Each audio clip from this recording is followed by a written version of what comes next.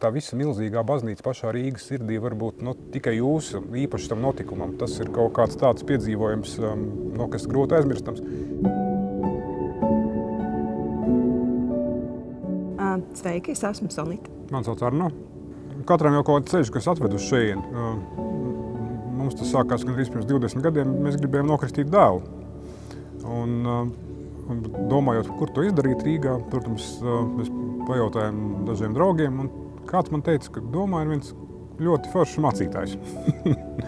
Jā, no sākuma likās mazliet tā kā neparasti, pārāk svinīgi, pārāk liels viss, bet Rīgas domas ir ievērojama ēka, noteikti ievērojama ēka ar savu vēsturi, ar savu kultūras mantojumu, ar to, ka te ir tik daudz dažādi stili, gan grezni, gan asketiski, gan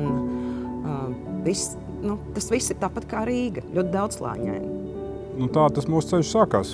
Mēs ar Sonitu gan nokristījām Bertramu, gan gājām iesveic mācībā, gan arī tas noveda, mums mazliet apgrieztā secībā, noveda arī pie mūsu laulībām šeit.